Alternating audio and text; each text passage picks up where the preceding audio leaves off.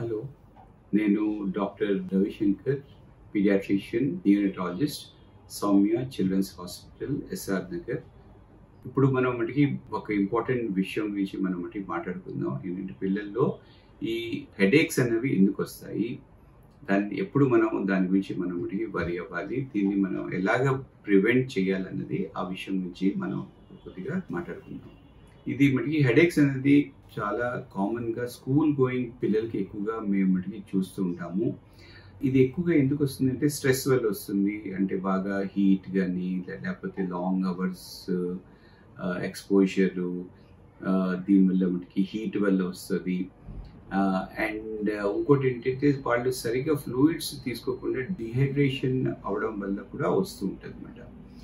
So వీటి వల్ల కూడా వస్తుంటుంది. ఇంకోటి మనకి ఐ స్ట్రెయిన్ అవ్వడం వల్ల, ఐ స్ట్రెయిన్, స్క్రీన్ టైం ఎక్కువ ఉండడం వల్ల ఇలాంటి మనకి హెడేక్స్ అయితే ఉండొచ్చు. సో అప్పుడప్పుడు విటమిన్ డి డెఫిషియన్సీ వల్ల కూడా వస్తూ ఉంటుంది మనకి హెడేక్స్. కొంతమంది పిల్లల్లో మైగ్రెయిన్ ప్రాబ్లం కూడా ఉంటుంది. సో మైగ్రెయిన్స్ అన్నవి పెద్దోళ్ళకే కాదు, చిన్నపిల్లలకి కూడా అప్పుడప్పుడు స్టార్ట్ అవ్వచ్చు. కొంతమంది పిల్లల్లో కొద్దిగా సీరియస్ ప్రాబ్లమ్స్ వల్ల బ్రెయిన్లో సమ్ ఇన్ఫెక్షన్స్, ట్యూమర్స్ ఆర్ ఏమన్నా ఇష్యూస్ వల్ల కూడా వాళ్ళకి వస్తూ ఉంటుంది.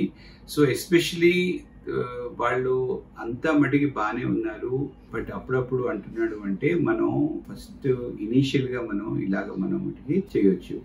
ఒకటి ఏంటంటే ఫస్ట్ ఇంపార్టెంట్ థింగ్స్ ఏంటంటే వాళ్ళు స్లీప్ టైం మటుకి అడిక్వేట్గా ఉండాలి. అంటే వాళ్ళు కరెక్ట్గా వాళ్ళకి 8 to 10 hours మటుకి తప్పకుండా పిల్లలందరూ మటుకి పడుకోవాలి.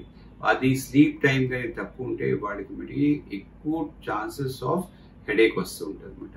సెకండ్ ఇంపార్టెంట్ థింగ్, వాళ్ళకి అడిక్వేట్గా బాడీలో మనకి సన్లైట్కి ఎక్స్పోజ్ అవుతున్నారా లేదా, అంటే విటమిన్ డి అనేది వాళ్ళకి బాడీలో కరెక్ట్గా ఉందా లేదా. ఒకవేళ మనకి తెలియదు అంటే ఒకసారి మనం మటుకి బ్లడ్ టెస్ట్ అయితే చేసుకొని ఆ విటమిన్ డి సప్లిమెంట్స్ ఇస్తే మంచిది. థర్డ్ ఇంపార్టెంట్ థింగ్ ఏంటి, వాళ్ళ ఫ్లూయిడ్స్ అయితే సరిగ్గా మటుకి తీసుకోవాలి. At least every day 2 to 3 liters of water అయితే పిల్లలు అయితే తప్పకుండా కన్జ్యూమ్ చేయాలి.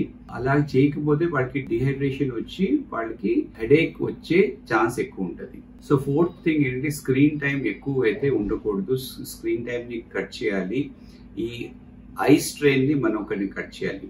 ఎప్పుడైనా పిల్లలు ఏమైనా వాళ్ళకి మనకి విజన్ ఇష్యూస్ ఏమైనా వాళ్ళకి చెప్తూ ఉంటే, వాళ్ళకి ఐ స్ట్రెయిన్ అవుతుంది, నాకు సరిగ్గా మనకి బ్లాక్ బోర్డ్ కానీ బుక్స్ కానీ సరిగ్గా మనకి కనిపించట్లేదు, ఆర్ ఎనీ అదర్ ఇష్యూస్ ఉంటే ఒకసారి ఆప్థాల్మాలజిస్ట్ అంటే ఐ స్పెషలిస్ట్ దగ్గరికి వెళ్ళి ఐస్ కూడా ఒకసారి ప్రాపర్గా చెక్ చేయించుకుంటే మంచిది.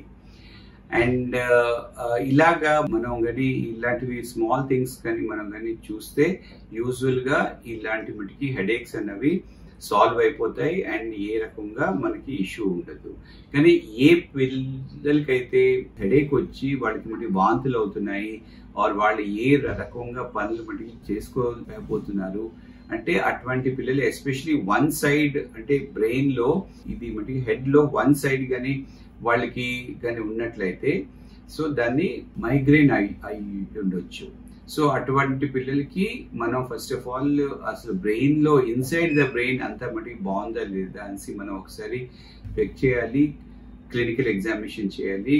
అవసరమైతే మనం మటుకి ఐస్లో మటుకి ఫండస్ ఎగ్జామినేషన్ ఒకసారి చేయాలి. అంటే ఐస్ మనం ఫండస్ ఎగ్జామినేషన్ కానీ చేస్తే మనకి బ్రెయిన్ గురించి మనకి చాలా వరకు మనకి ఐడియా వస్తుంది. అప్పుడప్పుడు ఒక సిటీ స్కానింగ్ ఏమైనా మనకి అవసరం మనకి అవ్వచ్చు.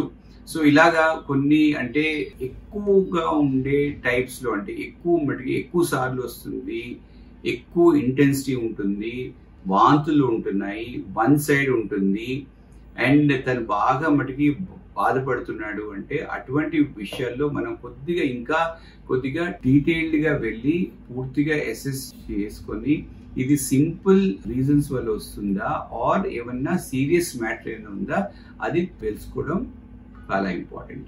ఫైనల్గా చెప్పేది ఏంటంటే ఎక్కువగా మటుకి ఫ్లూయిడ్స్ అయితే ఇస్తే యూజువల్గా కామన్ కాజెస్ ఆఫ్ హెడేక్ అది తగ్గిపోతుంది. Thank you.